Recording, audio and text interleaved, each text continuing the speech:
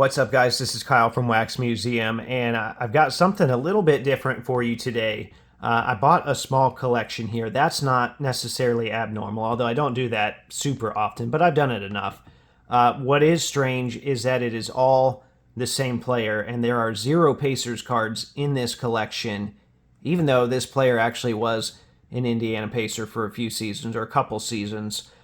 So why did I buy this? And then I'll go ahead and show you the cards here. This was a 65 card lot that I got for $160 shipped. So if you break that down, that's like $246, we'll say $250 a card. And my thinking is there are probably a handful of cards in here I'll keep, but otherwise, I think every card in here is worth in the $5 range. So that would be double what I paid. And then, of course, there are some that are worth a little bit more than that. So I think once it all averages out, I can move a lot of this stuff and make a little bit of money, and then also keep some cards in the process, because it is a lot of stuff from my favorite era of Panini. So if you can't see it already, this is a lot of 65 Al Jefferson cards. And Al Jefferson, if you're not familiar with his game, had a really good post game. He's like an old school big man. He didn't make an all-star team, but he did make an all-NBA team with I believe it was with the Hornets, or they might have been the Bobcats still at that point. I think they were the Bobcats because I think it was 2014. So anyway, then he went to the Pacers and had a few more years where he was kind of a veteran big, but overall a good career for Al Jefferson. So let's go ahead and look at what we've got here. So a lot of nice big patches. Like this one, I'm already tempted to keep because I love this set and I love nameplate cards. And I don't know how many of this copy of this card is in there. Here's 3 that I see already. So there's a good chance I probably will keep this one. I'm going to set it over here. The rest of these we can move over here. Let's just go through the stack. So we're kind of going to get a look at some of Al Jefferson's career here. So we've got Timberwolves cards, and like that's numbered 50 of 50 on the back. I'm assuming that one's also out of 50. Yeah, 32 of 50. We've got Bobcat stuff. So that's 9 out of 25. Here's another one. That's actually a really nice patch. Jazz patch. I might keep that over the nameplate because that, I don't know. Even though I like nameplate cards, that one's still a little plain. So we're going to keep that one over there for right now. This is 12 of 25. NBA Game Gear, 14 of 25. I think there's a lot of these in here, so I'm going to kind of set that aside too. This is one that is a set that I'm working on that I already have, but I'm probably going to keep. That way I can swap it out for a duplicate if I need to, or I'll just keep it. So I do like that one. So the goal, we don't want this keep pile to get too large, because then, I'm going to end up with a bunch of paying for a bunch of Al Jefferson cards that I didn't intend to keep.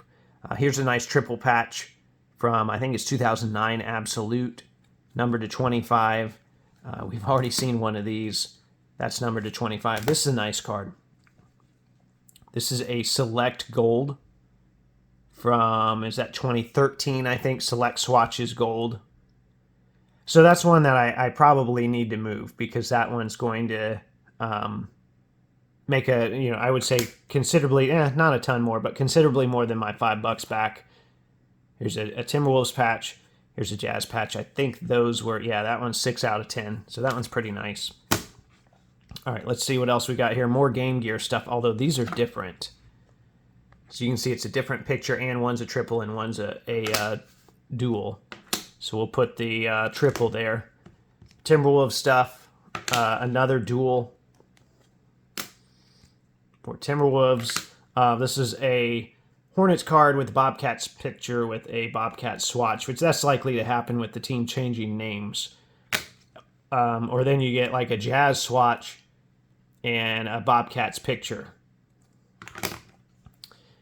It was nice when they did this, though, because by this time he had already moved on from the Jazz, but they make these throwback cards where they can use up the old jerseys. We're seeing a lot of that now that Panini's going to lose their license. Here's Totally Certified, Crusade. Here's one of the nicer cards from the lot. That's a Flawless patch, Game Worn patch, numbered 1 out of 15. It's nice because it matches the jersey on the card. So that's one I probably will move because I feel like that's one of the more valuable cards, and I'm not super attached to it either. Here's another nice one. Another nice Spectra Gold. That one's numbered 6 out of 10. I kind of want to keep one of those golds, but I don't know. If I do that, then I need to move the stat line. So decisions are going to be made. If I did keep one, it'd be this one. I really like that one. All right.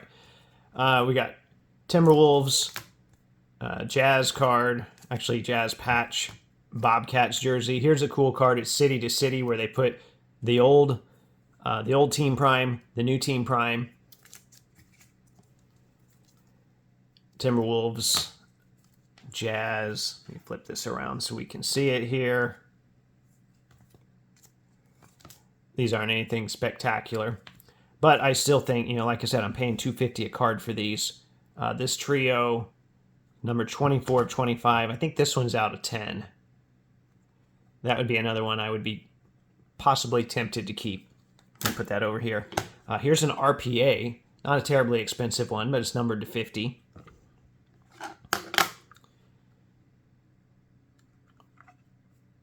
That card's numbered to 10. Nice card. All right, here's a Massive Materials. That one's numbered to 5. 2 out of 5. It's another one I'm going to have to make a decision on. Like I said, can't keep it all. Don't want to keep it all. I have nice Pacers cards of Al Jefferson. I don't need a ton of stuff from other teams, but that's the danger of buying lots and collections, is you find stuff you like. You find stuff you want that you don't need. It doesn't necessarily fit your collection. Here's a duel with Kemba Walker. That's pretty cool. So that, I would say, is probably one of the better cards in here. Here's a triple with Kemba, and unfortunately the third one's PJ Harrison, but it is Al Jefferson jersey numbered. This is a real nice set. It's majestic. More smaller patches. More small stuff. All right, one more stack left here. Got old school Colossal. I think that's to 20. Oh, no, that one's out of 10. I feel like I've looked at this stack, but I don't think I have. It's just, they're just all Al Jefferson cards. Here's a Back to the Future. That was another retro materials set. Oh no, I haven't looked at this stack. Here's a Immaculate Numbers card, and this one doesn't have a serial number on it, which happened with.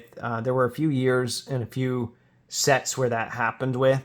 Oh no, it's on the back here. 23 out of 39.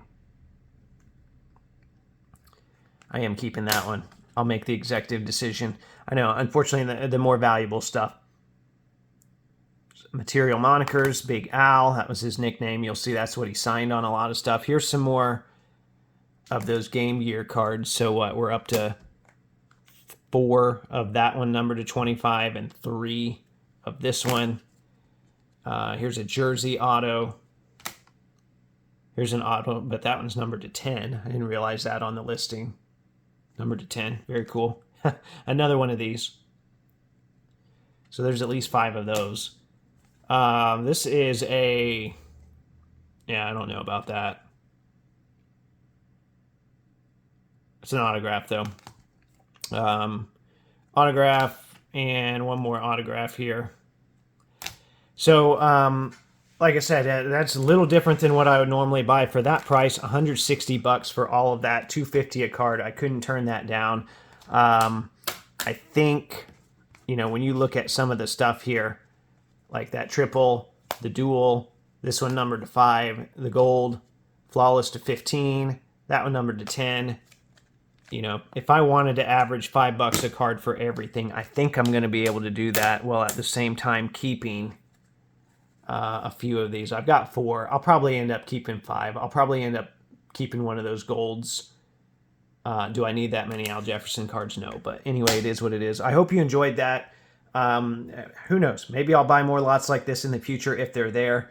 Otherwise, it was a fun one-time thing, and it'll be interesting to see how I unload the majority of this stuff. So there you have it. Remember, there are new episodes of the audio podcast that come out every Thursday. And as always, thanks for watching.